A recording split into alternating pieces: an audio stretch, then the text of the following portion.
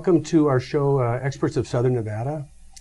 Tonight we have a special guest, Micheal Lathigee, who's a co-founder of Las Vegas Real Estate Investment Club. And it's been going on for about 3 years that you founded it with Steve Hawks, another prominent Las Vegas correct, and Richard expert. And Richard Lee. Yeah, Richard's been on the show. And we welcome you to the show. Thanks for coming in at such short my notice. pleasure. Thanks, Greg. And they got a busy weekend coming up. Sure do. Yeah, we got a big event, our first annual Las Vegas Economic Summit. Oh yeah, I went to one recently at the Orleans, which saw your presentation, and I was pretty moved by the information. There was a lot of truth, and cut right to the chase and give us a good economic forecast.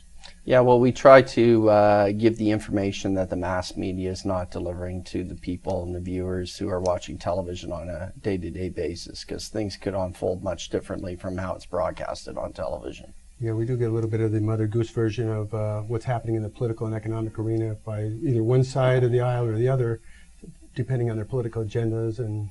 The television stations, Fox, CNBC, CNN, they're owned by special interest groups, so you're going to get the information that they want you to get. That's correct. Yeah, it's so true. And seems lately that talk for a minute about the Las Vegas Investment Club while we're on that you started, and what's going on with that and how that started. Yeah, sure. When I first moved to Las Vegas, I'm Canadian. I moved down here 5 years ago. I really got a sense that a lot of people had a perception of Las Vegas as a place where people don't come together. And some of the comments I get are things like, can you really raise a family in Las Vegas? So I thought, look, how can I contribute to the local community?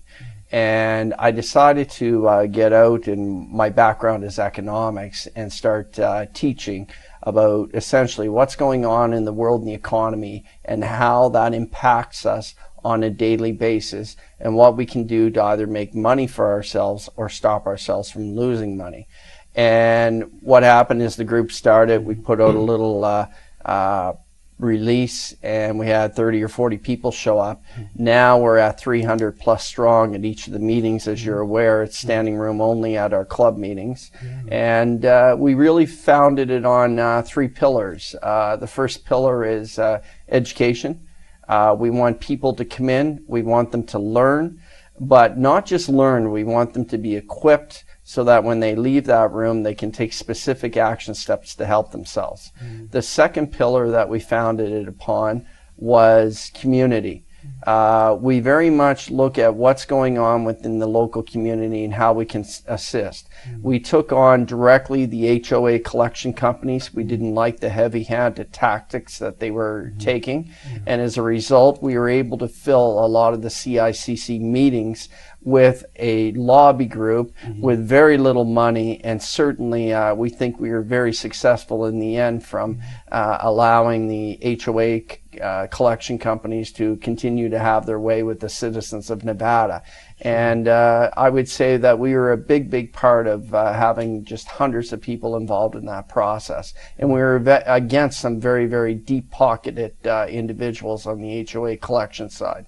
And then the third factor or pillar that we're founded upon is making money. We know that people, yes, they want to be educated, they like the idea of community, but they've got to make money as well. So we talk about specific investment strategies that we see in the marketplace that you may or may not get through the media, that we believe you can make a lot of money today for yourself. So those are the 3 pillars of the club. Yeah, I think you positioned yourself real well. I think before the tape was rolling, before we started, it said you had 52 properties at the right time. I guess timing's critical in real estate and also in the stock market. And we've seen Vegas prices increase a lot, I guess primarily due to the push from the hedge fund investors that were in town. But also the stock markets went up pretty significant. What's been going on with the stock market in 2013? Right. Well, what you had was a Federal Reserve that was very concerned about the economy. So they started to buy on a monthly basis $85 billion of Treasury notes and bonds. And what would essentially happen is, as the Treasury auctions would happen and a note would come up at a half a point, the money that was created by the feds would be used at the auction to buy those bond rates, because what essentially happens, and I'm going to keep it economics 101 so everyone, like we do at our club meetings, has takeaway value. Yeah. Well, what happens when it's at this half point? If it doesn't get bid on, they have to raise the rate to a point, 1.5% to 2%. That's how interest rates go up. But if you have the Fed artificially creating money, and every time at the Treasury auction there is the bid is hit, what you're going to do is you're going to always keep the rates very, very low. So you get the Chinese, the Japanese, and others bidding on U.S. Treasuries. But number one, you have the Federal Reserve, which is creating this artificial money. Now, how does that relate to the stock market? What I'm going to say is what you've seen over the last 2013 was essentially, I believe, a created rally that had no basis on fundamentals. Now, some people may not disagree or may disagree with me, but hear me out on this. The S&P 500, which is 500 of America's largest companies, have about $2 trillion in their bank accounts. And what these companies did is they used that $2 trillion as collateral to go borrow more money at very, very low interest rates. And they were given very, very low interest rates because there was no risk for the banks to give it to them. Then what these corporations were doing was they were buying back their own shares through Treasury, and then they were retiring those shares. So what you essentially had was a corporation that had a much smaller pool of stock to buy. And as that occurred, what are you going to have? If you have more dollars chasing a smaller pool of shares in all these larger companies, you're going to see stock values go up. Now, the other thing that a lot of people are not aware of is the corporate earnings in 2013 were $560 billion if you were to add them all up for all the corporations. When you factor out the main element of low interest rates, you're talking about $320 billion was attributed to corporate earnings as a result of low interest rates. So these price earning multiples were much higher than they would be in any normal interest rate environment. So once again, this whole 2013 stock rally was one massive facade, and what you really had a situation is the upper 1%, and I'll say the upper 1% of 1% became amazingly wealthy. As a matter of fact, the top 300 Americans ended out increasing their net worth by over $500 billion. Yet when we see what's going on with Main Street, the average person for the most part still can't go get a loan. And we know that this is an amazing stat that I'm sure your viewers will be blown away.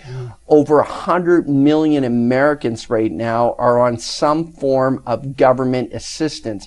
47 million Americans are on food stamps right now. Things are not getting better. We're discussing in the media that things are getting better, but in fact they're not. And you know, even if we look at things like interest rates, well, since Obama took office, we've had a discussion of interest rates dropping from 11% down to under 7%, but there's no basis of reality in those numbers, because what happens is as people fall off and they no longer collect their unemployment benefits, they're no longer counted inside that pool. And if they're no longer counted inside that pool, what happens? Well, you've got a smaller number of people who are in the unemployment pool, but you have, for example, 5 million dropping off this year. A better number to look at, which is a factual number of what's truly going on, is before the Great Recession, 63% of Americans had full-time jobs. Right now, today, 59% of Americans have full-time jobs. So those are the real numbers of what's going on. You can play with numbers all day long, but my job here is to give the facts to your viewers of what's actually going on in America. Yeah, very interesting. And so it seems that the 1% or the top level, the 1% benefited the most from the stock rally, not the average Americans on Main Street. It's those few people. I've heard some statistics and some numbers kicked around at some of the seminars. I don't know if I heard it right, but is there some basis to the fact that there's about 85 people that own half the world's wealth? Was that, Oh, okay. I've heard that discussion as well. 85 families, 85 names own over half of the world's assets. Now, on this show right now, because you're asking the question, I haven't gone out and done that research. I've heard that a few times. It would surprise me, but it wouldn't shock me. Certainly what you've seen over the last few years as the Fed has been doing this quantitative easing program, it's really had a huge benefit for the ultra wealthy and no benefit for the middle class. Now let me take it one step further, just so everyone kind of has an idea of what the banks are actually doing. Normally the banks will have $1 on deposit for every $10 that they loan out. That means that they're loaning out a decent amount of money to the public. Right now, the banks have $1.73 in the bank for every dollar that they have loaned out. That tells you how much money they've been hoarding. So there's been no real benefit to this quantitative easing program that the Feds have been doing over the last few years, other than it's making the wealthy extremely wealthy. And so, you know, when you talk about the middle class and what's happening to them, they're absolutely being decimated. You know, one of the saviors of the of turning an economy around and truly making it prosperous, consumer spending. Consumer spending accounts for 2/3 of the U.S. economic output. And what we've seen in 2014 already is on January 1st, 2014, we had 53 new or 53 tax rebates that have expired, so they can't be used anymore. We have 13 new tax increases. What does that mean? The middle class is going to be paying higher taxes. What's another factor? Well, we know with Obamacare that that the poor will definitely benefit. We know that the rich don't really care one way or another. It has absolutely no impact on their lifestyle.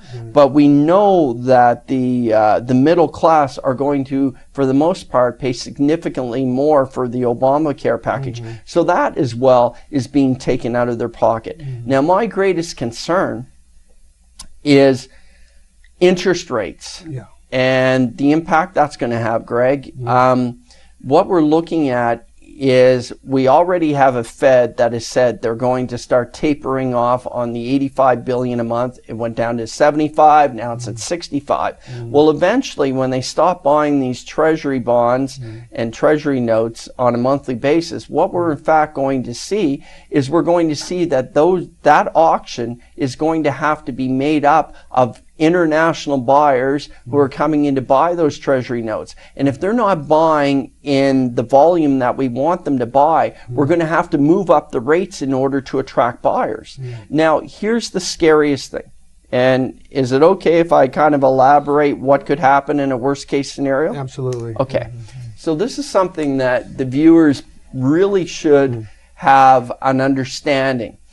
Right now, if interest rates, unlike before, we've accumulated so much debt. If interest rates go up to 7%, just 7%, 65% of our total IRS revenue, taxes collected, are going to be going towards paying the debt only. That means we only have 35% for police, hospital, infrastructure, roads, everything, you name it.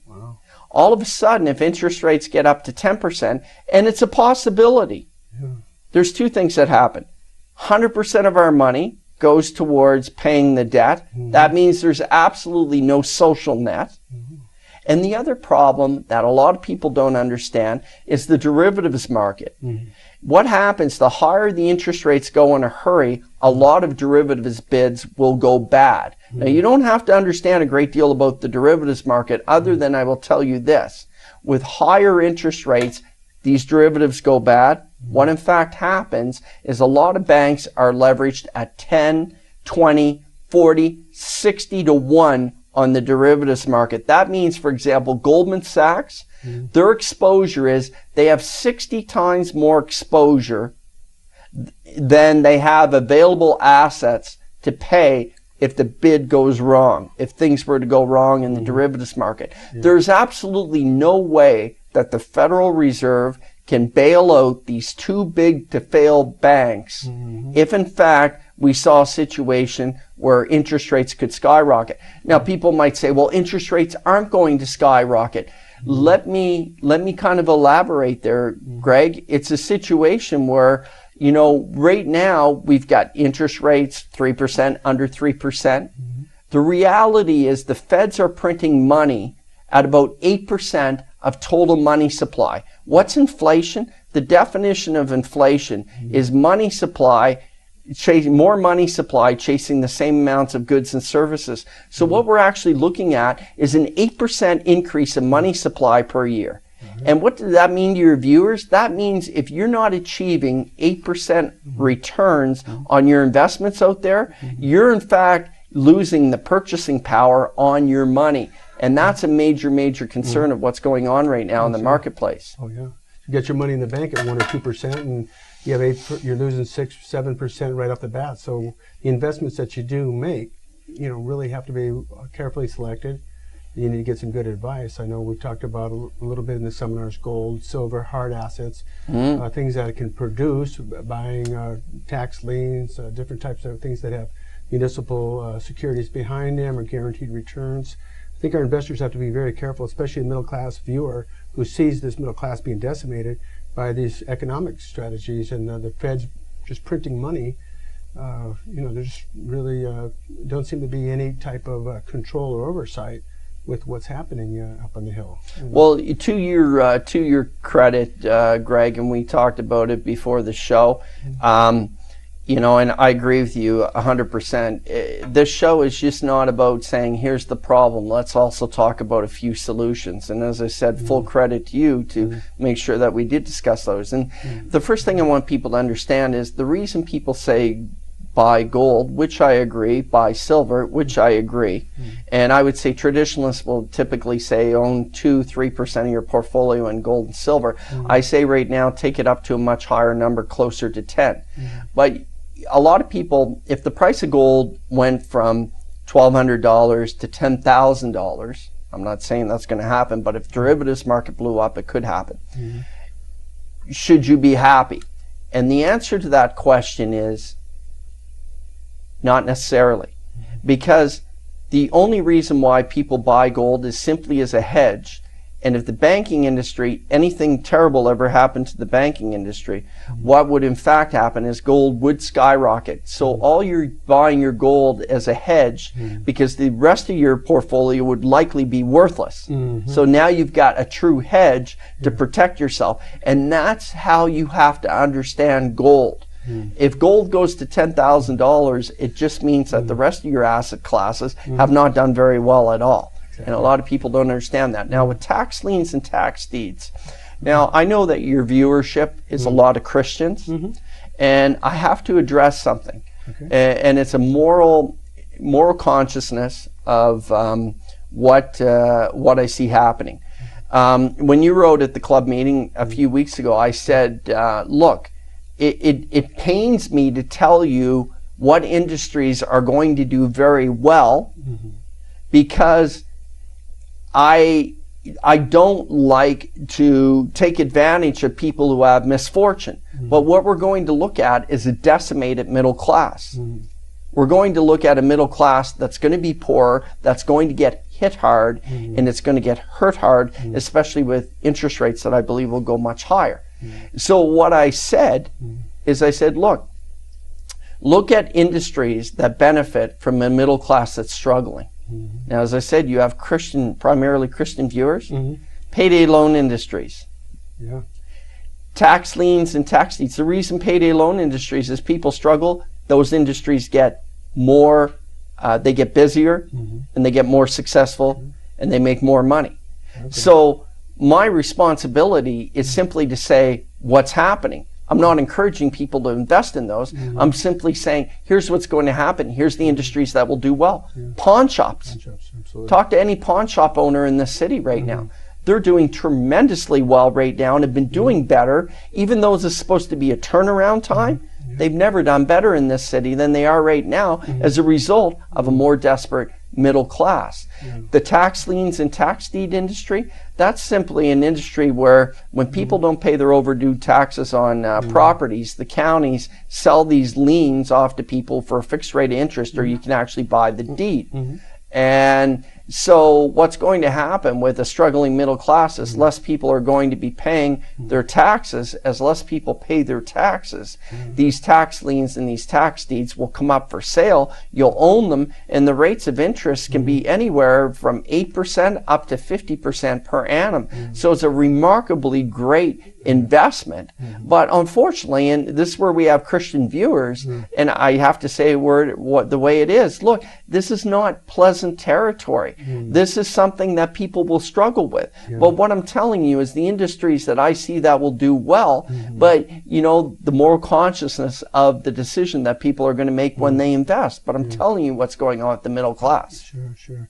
You have some strong opinions about universities and the secular education. I thought maybe comment on that we have maybe 5 minutes left, and talk a little bit about the viewpoint of the American universities. Oh, absolutely. And once again, it comes to the struggling middle class. The debt load of university students has skyrocketed since 2008 from $440 billion to $1.2 trillion.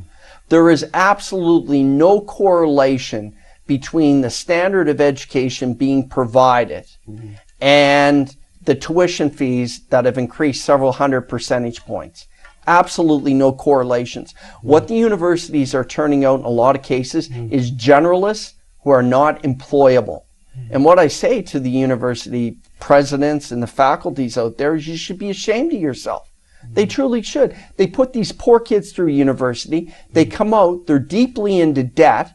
And I got to tell you, the one part of Obama's State of the Union address that I did enjoy is he said there had to be more accountability of universities. And what I think an entrepreneur out there should do, and I hope people start looking at it, is start approaching the S&P 500 of America's largest companies. And then what they do is they set up universities themselves, and they say, look, we need to train 100 or 200 or 1,000 people, very specific in these very skill sets that are needed. And then what we do is we end out employing 50 or 60% of the top graduates because you need a competitive school or situation still. But what happens is that's practical application, not burying these kids. And then, for example, economics class, I mean, you know, the first thing you're always discussing is guns or butter and the economics model that goes around that. There's no bearing to that in the market today. Simply making people generalists. Yes, it teaches them how to think, but a lot of it still is regurgitation. As I said, the universities have become, in my opinion, in a lot of ways, I like the engineering programs. There's a lot of credibility to a lot of universities, but they just have become these massive organizations, in a lot of ways the greatest scam of our current century right now. They're charging astronomical fees. They're turning out these students that are not employable. And I want to see a model out there that starts to put these universities to task, gets competitive with them, and working with, let me really put a word out there to the S&P 500, the largest companies in America, start doing your own universities, start doing your own training programs, get the best minds, and then we don't have to import from Brazil, India, China, because we're going to have the best minds here. Because right now, that's the big problem. You got companies like Google and Amazon, they're fishing over the rest of the world because they're not putting out the graduates that we need right here. So that's the problem with the university program. And I come back to where I started on this, the loop around. Shame on you, university professors, because you know what? There's no way we should have students that have gone since 2008 from $440 billion in debt to $1.2 trillion in debt. That is just criminal.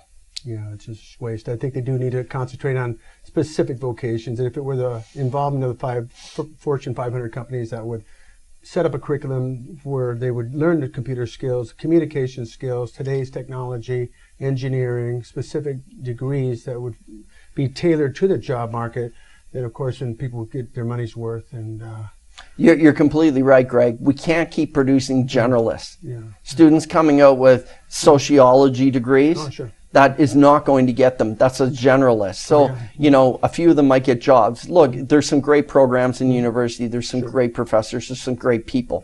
But generally, in a lot of ways, it's being run by bringing in and how much money can we get into the university. And look at some of the salaries of some of these, you know, the heads or the presidents. It's insane. It's like, you know, we're going back to the days of CEOs and some of the misdeeds of them. Yeah. You're also concerned with the changes in U.S. culture, some of the changes that are happening here. In the last few minutes, can you comment on that? Yeah, you know, I come up from a collective society. Canada is about multiculturalism. It's a society where you come and you maintain your own aspects of who you are. I was much more attracted to the American idealism, which is about individual rights and freedoms. If you work hard, you get ahead. What I've found since I've been in America is really has become a culture much more towards entitlements now. And what I mean by that is when you have I'll just state the number. It speaks for itself. 100 million people plus that are receiving some form of government check every single month. There's no way we can sustain that. And, you know, the other thing that I'm very, very concerned of, look, the Federal Reserve didn't do everything wrong. It really didn't. It needed liquidity when the banks like Lehman Brothers collapsed, but they've overdone it right now. But I will tell the American taxpayers out there something.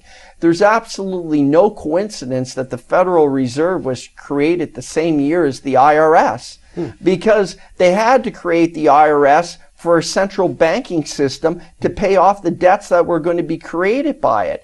And our forefather, a lot of people don't know this, but during the 1800s, a lot of elections were fought on not having a central banking system because they felt it would enslave the population.